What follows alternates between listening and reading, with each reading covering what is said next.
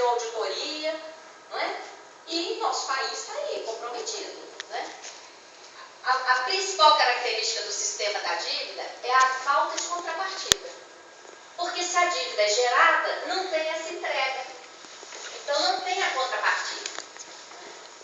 O maior beneficiário é o setor financeiro, em todo o mundo. O principal exemplo, bem atual, é o que aconteceu na Europa. Vocês viram que até 2008 não tinha problema de dívida nos países. O problema financeiro estava localizado nos bancos que entraram na farra dos derivativos. Eles ficaram em risco de quebra e o que aconteceu? Os países resolveram salvar os bancos. Por quê? Aqueles políticos tinham sido financiados pelo setor financeiro, né, gente? Não é à toa, não. Nossa. Não é? É tudo interligado. Eles tinham sido financiados, então tem que salvar os bancos. E aí, como é que salvaram os bancos? Gerando dívida pública. Então, eu pergunto para vocês, qual é a contrapartida dessa dívida gerada para salvar banco para o povo que está pagando? Entendeu? Não tem. Como é que opera o sistema da dívida? Ele opera através de uma série de engrenagens interconectadas. Ele afeta o modelo econômico, por exemplo, aqui no Brasil. O que rege o nosso modelo econômico? Qual é a principal meta do nosso modelo econômico? Superávit primário. Tudo gira em torno de produzir o superávit primário em primeiro lugar e o resto é resto. Né? Os privilégios financeiros que a gente vê no gráfico do orçamento. O sistema legal, as leis amparam esse privilégio financeiro. Não é? Por quê? Quem vota as leis? O sistema político. E quem financia os políticos? Tanto do executivo como do legislativo hoje no Brasil.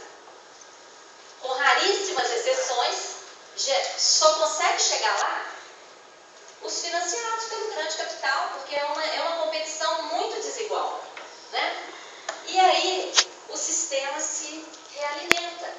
A corrupção é fundamental para o sistema da dívida, tanto para praticar atos que não estão devidamente amparados no sistema legal, para destinar o privilégio, que nós já identificamos, inclusive na CPI da dívida, vários indícios de legalidade, como a corrupção é interessante também para criar cortina de fumaça. Querem um exemplo? O mensalão, que ocupou a mídia no passado todo santo dia, correto?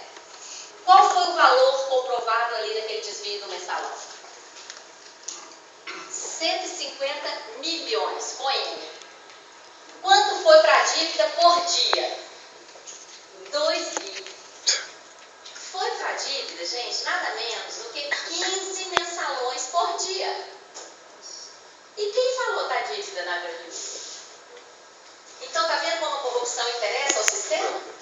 A corrupção de varejo cria uma cortina de fumaça e o povão acha que o problema do país é a corrupção. Realmente, a corrupção é um problema e tem que ser combatida e punida. Porém, ela não pode ser cortina de fumaça para encobrir o verdadeiro rombo institucionalizado no sistema da dívida. Tá?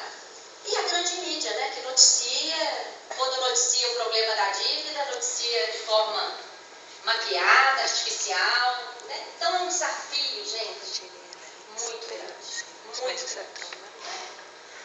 Que provoca uma dominação financeira que a gente está vendo aí, quem manda. Quem manda no país. Né? Bom, muita gente acha que a dívida externa acabou. Né? Não acabou. A dívida externa hoje está perto de 500 bilhões de dólares. É verdade que a maior parte dela é privada, porém, tem a garantia do governo, que é o responsável por conseguir os dólares para pagá-la. E mais, não foram poucas as vezes em que dívida externa privada foi transformada em dívida pública, e nós pagamos. Isso nós comprovamos na CPI na década de 80, quando aquela dívida da ditadura, do setor público e do setor privado, foi transformada em dívida pública a cargo do Banco Central. Desde a década de 80. Está ali, ó, estatização de dívidas privadas. Na década de 90, antes do Plano Brady, que foi a transformação dessa dívida contratual em títulos, nós tivemos uma suspeita de prescrição dessa dívida com bancos privados internacionais. Gente, suspeita de prescrição muito forte. No Equador, que nós fizemos a auditoria oficial, nós comprovamos que houve prescrição e houve uma renúncia à prescrição. Um direito irrenunciável. E quem pode renunciar à prescrição de uma dívida? Não é. Nem o presidente. Não é? Porque é um direito do povo. Não é do presidente. Não é de nenhuma autoridade. Aqui no Brasil, nós também temos uma fortíssima suspeita de que houve a prescrição. Isso foi ignorado e houve a transformação dessa dívida questionável em títulos Brady. Logo em seguida, essa transformação foi em 94. Logo em seguida, esses títulos Brady foram utilizados como moeda para comprar nossas empresas privatizadas. Tá? Então, vocês veem como que a dívida não é uma coisa isolada. Como que a dívida está imbricada em toda a economia do país. Não é? O que todo mundo acha que acabou com a dívida é isso aqui, ó. O pagamento antecipado feito ao FMI pelo Lula em 2005. Como é que foi esse pagamento? Eram 15,5 bilhões de dólares. Para pagar para o FMI, foram emitidos títulos da dívida interna. E qual era o custo de uma e de outra?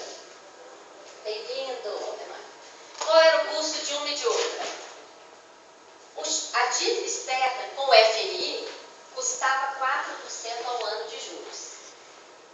A dívida interna emitida para pagar para o FMI custava 19% ao ano, de juros. Então, gente, o que houve foi simplesmente o seguinte: a dívida trocou de mãos. Deixamos de dever ao FMI para dever aos bancos que detêm os títulos da dívida interna. E trocamos uma dívida que custava 4% por uma que passou a custar 19%. E mais, saímos do dólar quando o dólar estava lá no pico. Em 2005, o dólar ainda estava a 4. E depois, o dólar chegou a menos de 2. Depois chegou a 2, mais ou menos. Entendeu? Então, nós perdemos na variação cambial, na taxa de juros, e o povo